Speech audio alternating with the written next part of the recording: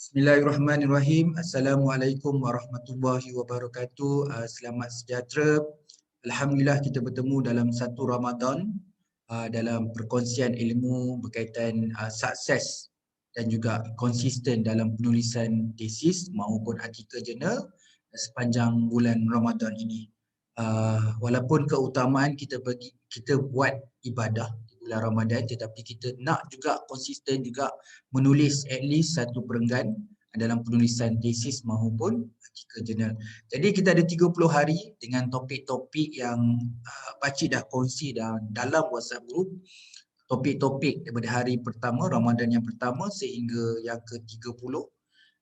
Perkongsian berkaitan dengan tesis dan juga artikel dan juga dikongsikan untuk hala tuju kita. Dalam kita menyiapkan tesis dan artikel, kita kena faham ke mana hala tuju artikel kita sendiri dan juga kerjaya kita.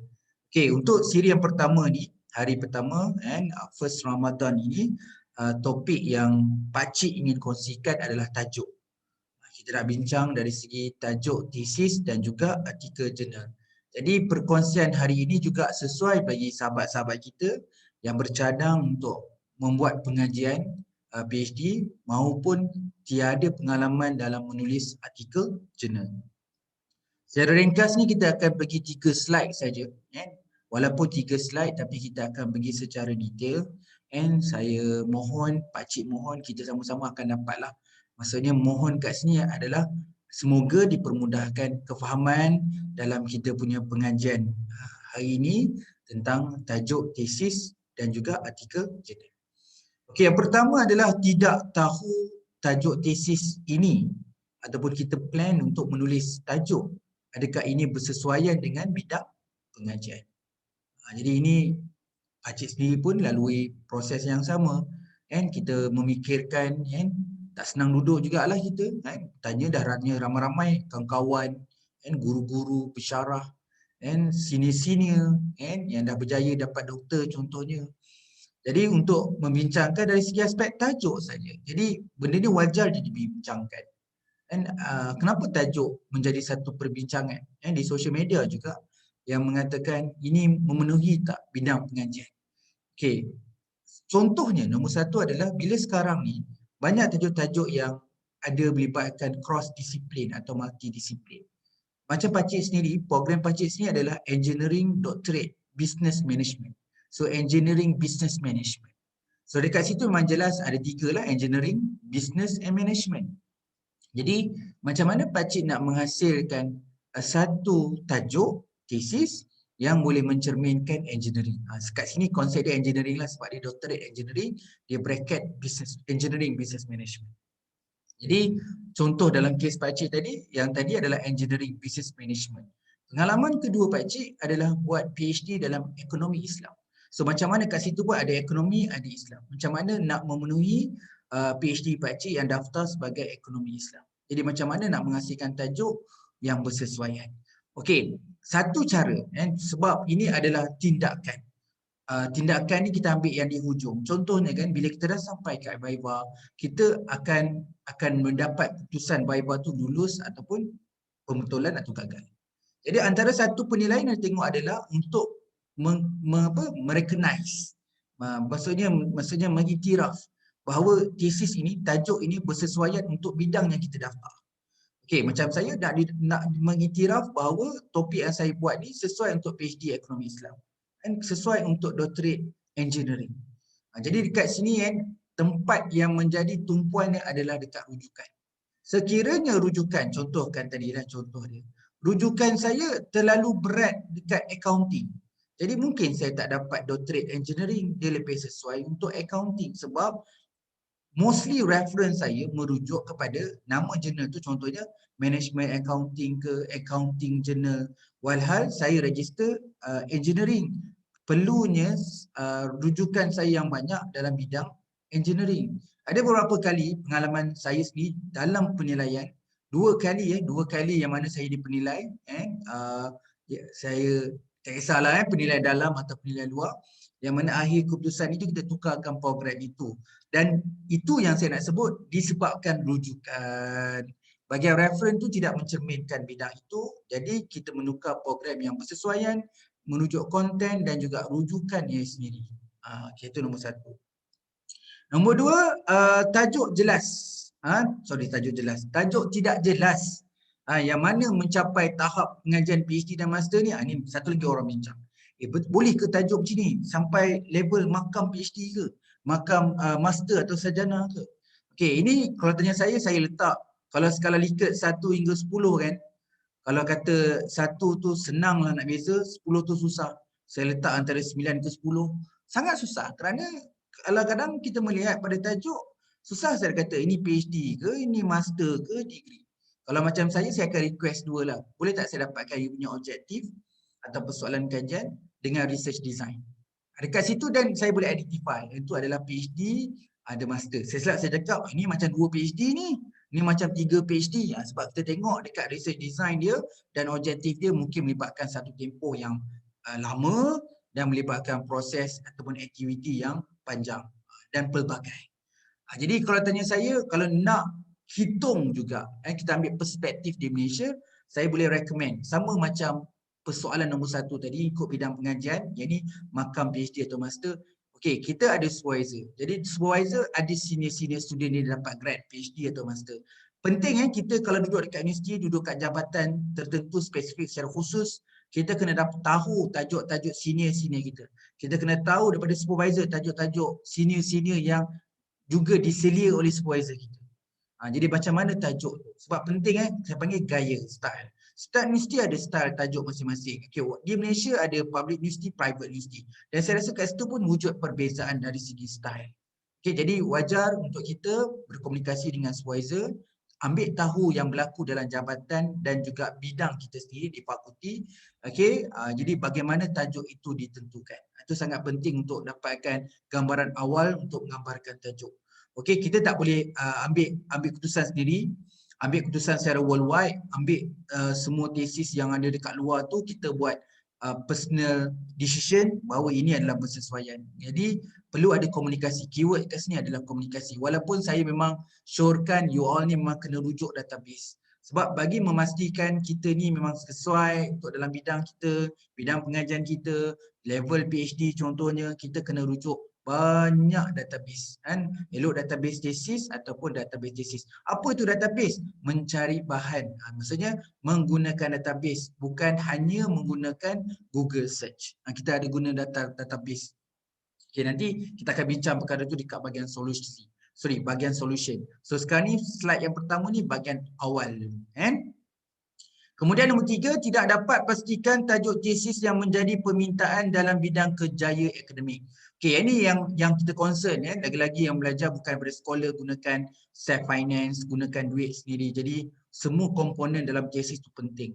Lagi-lagi dekat tajuk. So supaya tajuk itu bila dia dah grad nanti menjadi satu nilai nilai tambah ataupun nilai komersial kepada diri dia. Okey, contoh dia bagi memenuhi keperluan sebagai kerjaya akademik. Contohnya jadi pensyarah universiti. Jadi pemilihan pensyarah universiti di peringkat awal tajuk mainkan peranan. Jadi kalau kita sekarang ni tengah nak cari PhD dalam bidang bidang isu sekarang ni lah, katakan vaksin management, pengurusan vaksin. Jadi kebetulan kita jumpa satu tesis yang mana PhD tajuk dia berkaitan dengan vaksin management. Memenuhi dengan keadaan ataupun era ataupun isu semasa sekarang ni, dia menjadi satu kelebihan. Ataupun dalam bidang industri, blockchain contohnya, big data. Jadi tesis kita memang ada keyword tajuk yang tu. Jadi dia menjadi satu kelebihan. Itu dalam dunia akademik, begitu juga dunia industri. Dunia industri ni sangat penting dari segi outcome. You kata cost effective. Okey, contohnya dalam tajuk tu ada perkataan cost effective dan kita memang tahu benda kritikal dalam industri sekarang ni nak tengok cost effective. Jadi benda tu menjadi tarikan untuk industri maupun akademik untuk di peringkat awal lah. Saya tak kata sukses tu sampai ke hujung, tapi langkah pertama tu sukses kerana dia akan panggil kita dalam interview. Jadi screening yang pertama tu dapat dipenuhi kerana tajuk kita tu ada nilai potensi komersial dia. Jadi penting juga tadi perspektif kita dengan supervisor dan penilai. Okey, sebab tu nak tengok supervisor dan penilai check betul ke sama dengan bidang pengajian ni, match tak bidang pengajian. Jadi ni level PhD ke level master. Tapi pada masa yang sama Kita aspek yang agak eksternal, aspek luar, sama ada tajuk kita ni berpotensi untuk dari segi pasaran akademik maupun industri.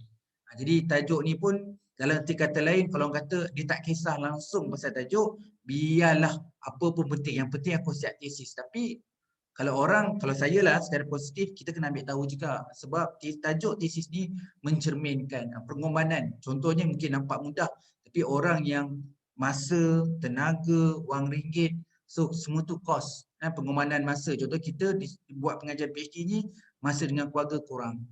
Okay. Mungkin perkara-perkara lain kita kurang kerana fokus kepada pengajian tesis ni, tulis tesis ni. Jadi benda-benda tu kena to be consider. Make sure kita menepati bidang supaya sampai kat Viva, apa yang kita daftar itu yang kita dapat. Okay, kita dapat make sure tak nak kita downgrade. Biar kalau dia register PhD, is PhD. Yang ketiga, ada memenuhi keperluan kerjaya masa depan. Okay, kita pergi pada artikel jurnal. Apakah tajuk artikel yang menjadi permintaan keutamaan oleh ketua editor dan penerbit? Okey, dalam penerbitan artikel ni ada dua key player yang sangat-sangat penting, iaitu ketua editor dan juga penerbit. Okey, ketua editor ni dalam sebuah jurnal dialah kepala dia, dialah ketua dia.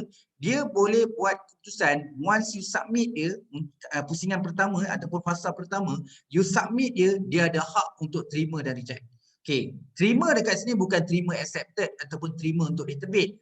Terima untuk dihantar kepada reviewer atau status dia under review. Jadi nak hantar dekat reviewer. Bagi dia rasa membazir kalau dia nak hantar kepada reviewer walaupun walhal artikel tu tak berkualiti.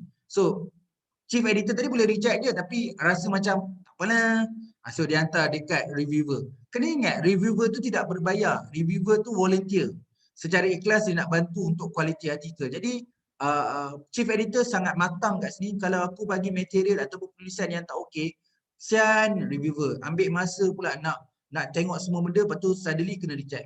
Jadi kita pun kesian juga dengan reviewer. Jadi sebab tu kita hantar betul-betul artikel yang betul-betul sesuai, betul-betul kita kata sampai tahap lah yang kita kata okey dan kita hantar dekat reviewer supaya reviewer boleh buat kerja dia.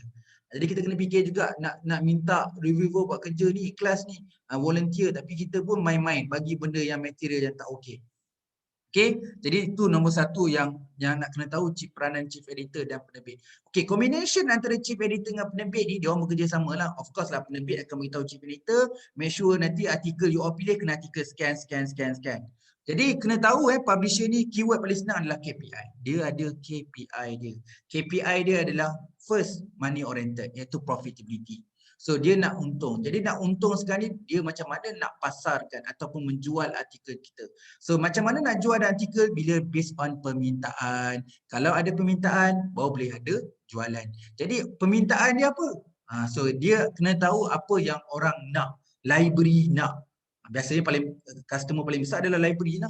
So kalau kat Malaysia ni kiralah berapa IPTA, IPTS. Jadi semua tu perlukan artikel jurnal. Dia perlu melanggan artikel jurnal. Jadi publisher dah study dah. Kesan daripada feedback pada library dia dapat tahu dah tajuk-tajuk yang mana. Okey. Jadi secara sistem dia, setiap jurnal ni dia dapat tahu artikel yang banyak most view, most download, most citation. So kita tahu yang tu memang permintaan tinggi. Maksudnya kalau view tu orang sedang mencari. Kalau masa download tu dia berkenan. Kalau citation tu maksudnya ada implication dia. Jadi penting kita ni kalau nak tulis artikel, nak tulis tajuk, kena bayangkan tajuk aku ni mesti ramai orang nak view ni, mesti ramai orang nak download dan citation. Kena fikir kat situ bahawa kalau kita fikir macam tu, kita sebenarnya memahami kehendak publisher dan chief editor. Jadi sejauh mana kita duduk diri kita ni, nak tulis tajuk kita memahami keperluan dan kehendak daripada chief editor dengan penerbit. Okey, seterusnya apakah strategi? Bila nak tulis artikel ni, dia luas sikit strategi je. Kalau tulis tesis tadi, penilai dengan supervisor.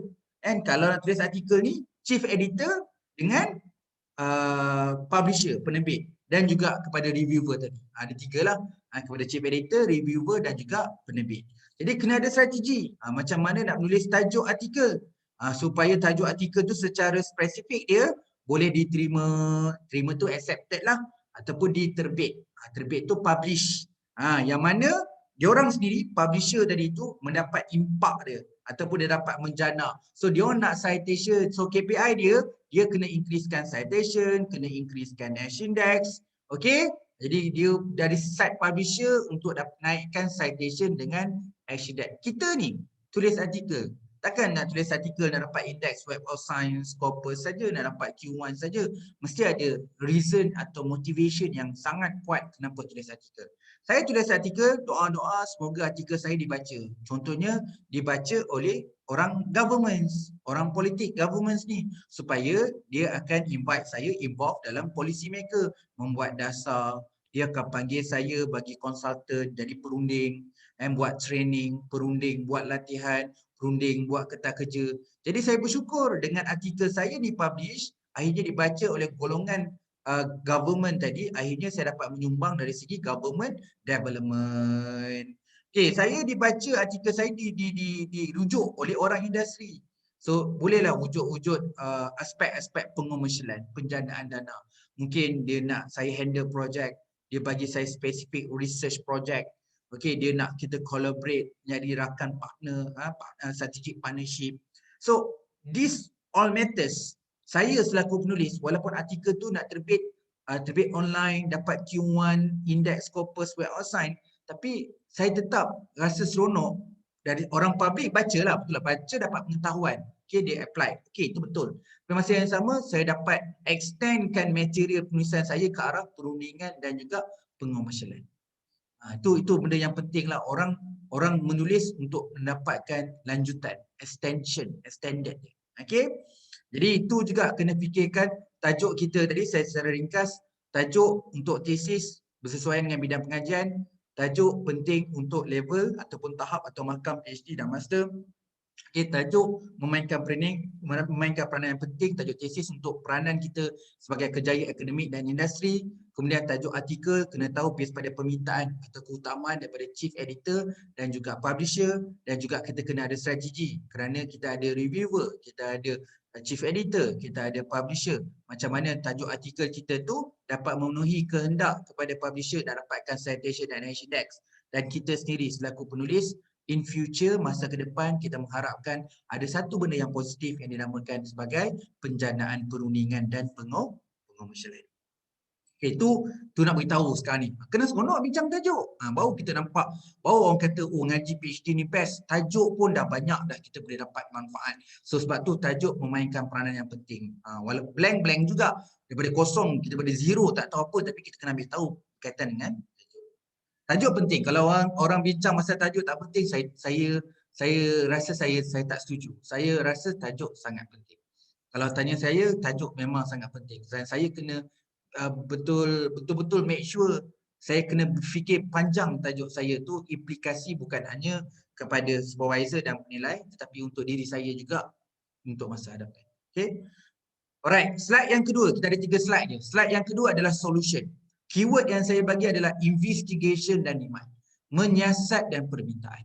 Okay, ini solution dia. Sebab nak isu-isu tadi tu, yang berkaitan dengan tajuk untuk tesis, tajuk dengan artikel tadi, kita bincang solution, keyword dia investigation dengan demand. Contohnya kan, kalau apa-apa pun kita tulis pasti sebabkan penentuan nak pilih tajuk, nak buat tajuk ni kena siasat betul-betul. Siasat betul-betul tak kena dengan bidang, siasat betul tak betul label PhD, siasat betul-betul tak publisher nak tajuk ni. Kena buat investigation.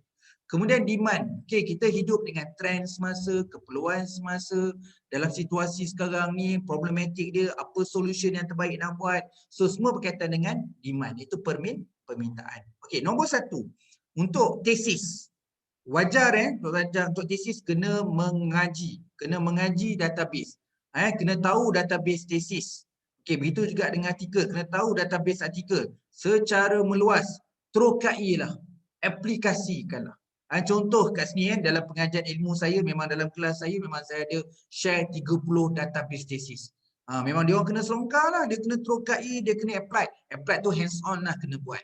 Jadi dia pergi satu website ni, pergi ETOS, pergi HQ Scholar, dia pergi semua. Kan? Kalau macam artikel jurnal, kalau Malaysia dia ada MySite, pernah dengar je MySite tapi tak pernah terokai, tak pernah explore. So, punya MySite best, memang best.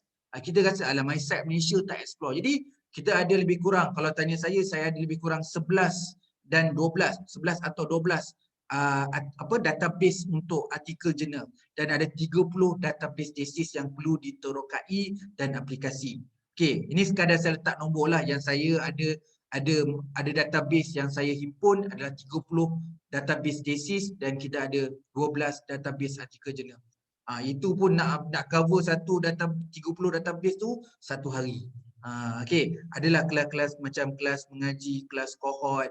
Okey, yang baru ni saya buat habis kelas TOT, Train of the Trainers untuk artikel jurnal. So lepas habis tu dia boleh jadi trainer untuk buat kursus-kursus artikel jurnal, dan itu memang padat. Jadi kat situ memang awal-awal saya beritahu dia, nak tak nak memang you kena betul-betul explore yang ni. Itu syarat dia. Okey. Jadi kena tahu bahawa selama ni kita cari bahan gunakan Google Search. Itulah punca dia. Tu jadi punca kan kenapa kita tak dapat tajuk yang memenuhi pengajian, tak dapat tajuk yang terkini, tak tahu bezakan antara tajuk PhD, master dan master dan PhD, ataupun tajuk-tajuk berdasarkan kejaya masa depan dan permintaan semasa. Kita pun selama ni baca artikel, kita bila panel tanya kenal tak scholar ni, kenal tak scholar ni, kenal tak gurus ni, kita pun dah tak kenal dah.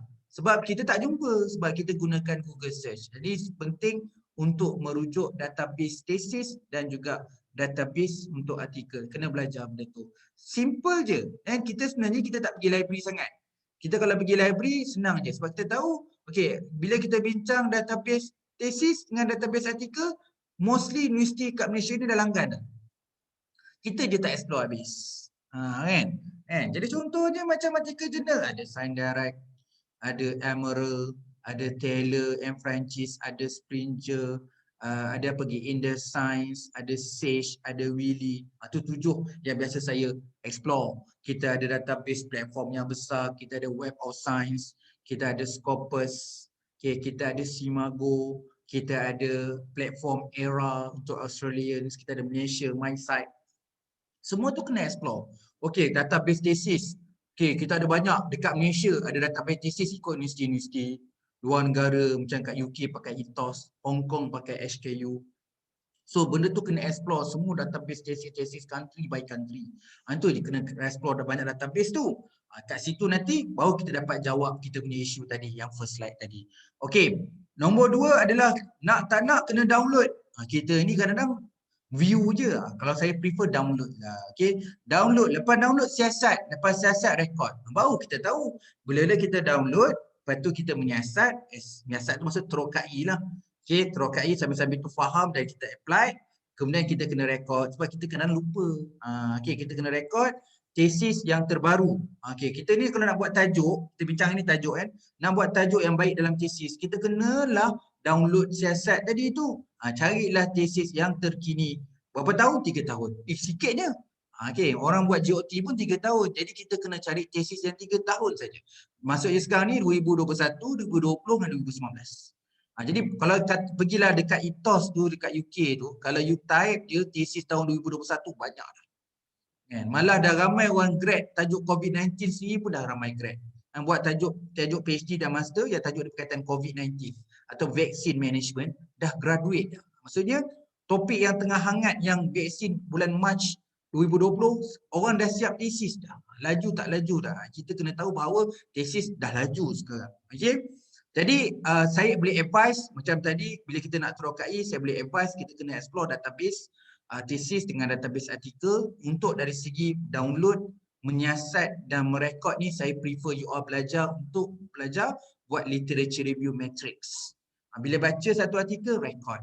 Itu namanya matrix. Sebab kenapa literature review? Sebab kita basically kita panggil literature sebab mostly kita baca itu kita dapat literature tu dan kemudian kita record. Rekodlah ikut bahagian, contohnya ikutlah objektif, kemudian teori, kemudian country, design dia pakai apa, research design dia, so dia pakai method apa, data collection apa, data apa dia pakai, analisis apa dia. So kita record di dalam Excel. Itu dia panggil sebagai literature review matrix.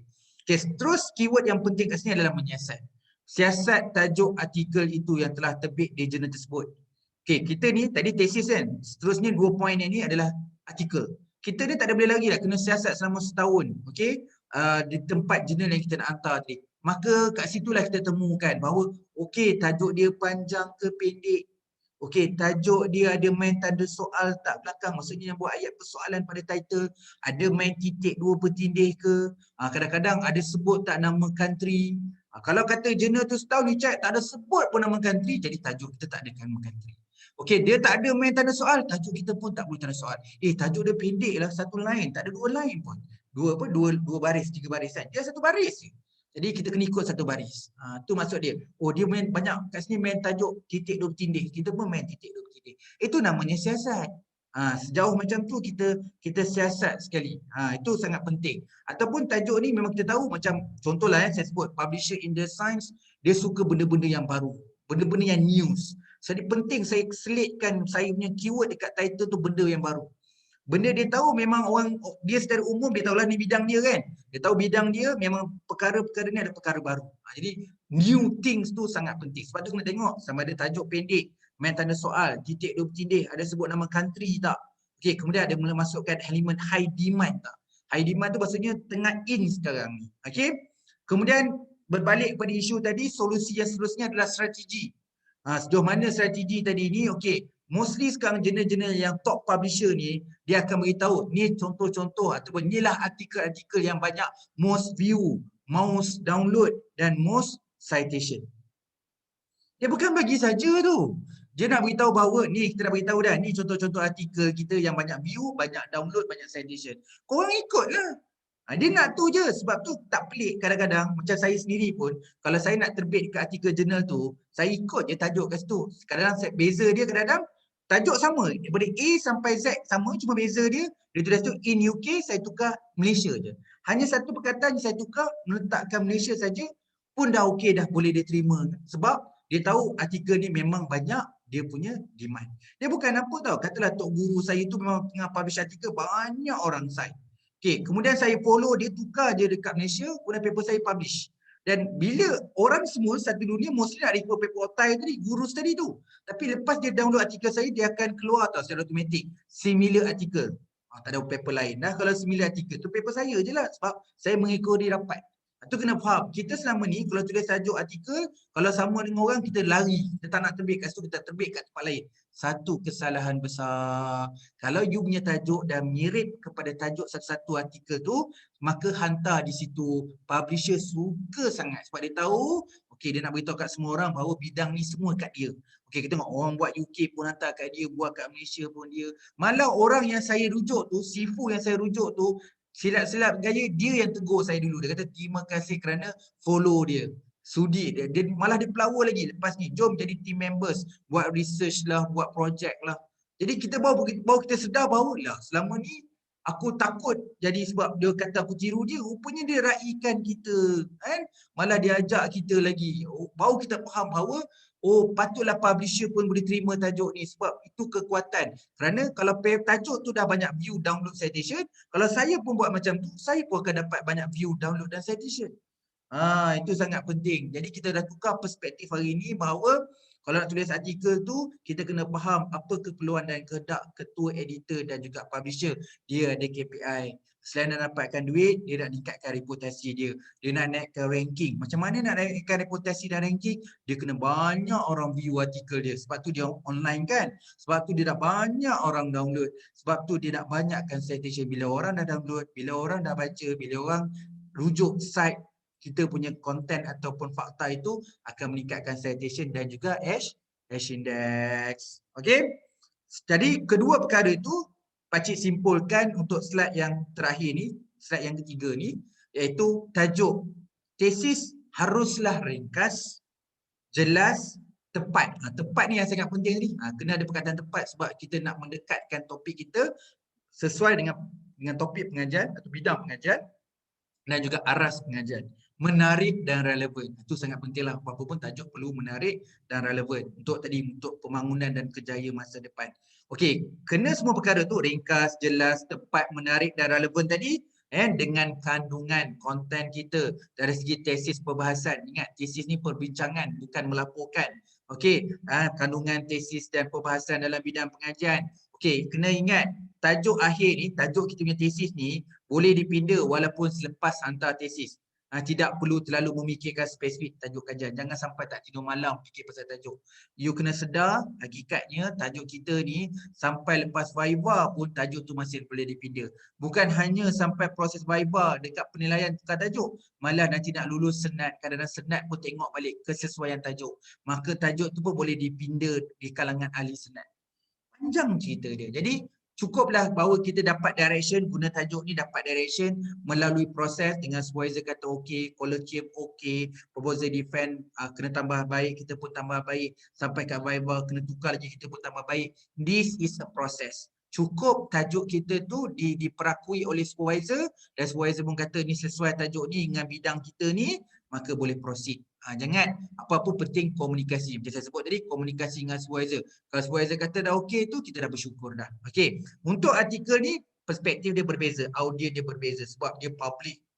Dia akan dibaca oleh semua orang kat luar. Tetapi orang yang penting di peringkat awal adalah chief editor, reviewer dan juga publisher. Jadi penting untuk kita rujuk jurnal tu setahun terkini. Ikut gaya. Penting. Kalau dah nak hantar jurnal A, ikutlah gaya dia. Kalau dia pakai style English UK, ikutlah English UK. Kalau dia pakai perengan pendek, kita pun perengan pendek. Artikel dia banyak gambar rajah, kita boleh letak banyak rajah, banyak figure. Dia letak banyak table, kita banyak table. Reference ni banyak, reference kita pun banyak. Muka surat ni pun tak banyak, paling banyak pun 6 muka surat, kita pun 6 muka surat. Itu namanya gaya. Okey? Okey. Dan boleh juga tulis jurnal, tulis judul, tulis tajuk kita ni, tajuk kita yang sama. Walaupun hanya beza nama negara. Ingat? Kita boleh tulis tajuk yang sama walaupun yang cuma beza sikit dekat nama country je. Sebiji sama macam saya sebutkan tadi, yang beza dekat nama country pun boleh ataupun dikatakan sebagai 90%. Katakanlah tajuk tu 10 patah perkataan tu kan. Kita cuma tukar satu je. Jadi kalau 10 tukar satu tu 90% lah. Okey, ketua editor dan penerbit jurnal ada KPI. Kena ingat sampai bila-bila bahawa bukan kita je ada KPI nak bergraduat, kita nak naik pangkat, tetapi publisher juga ada KPI, iaitu dia nak meningkatkan reputasi jurnal dan juga profitability dia.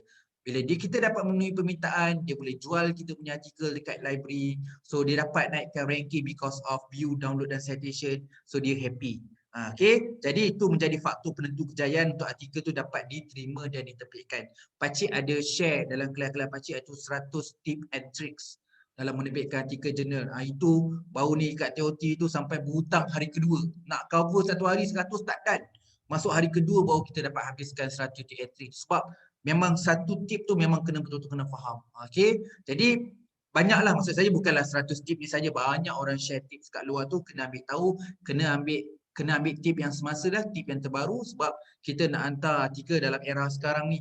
Jadi nak kena faham apa permintaan dan keperluan kepada publisher dan chief editor. Jadi sangat penting dalam penulisan artikel dan tulisan tesis ni perlu ada strategi, kena tahu keperluan, kenapa kita nak buat tesis, kenapa kita nak tulis artikel, untuk kejayaan masa depan kita, untuk bidang kita, untuk kita jelas dari segi, jelas kalau tesis tadi, kita tak naklah nanti kata ni bukan level PhD dan level master.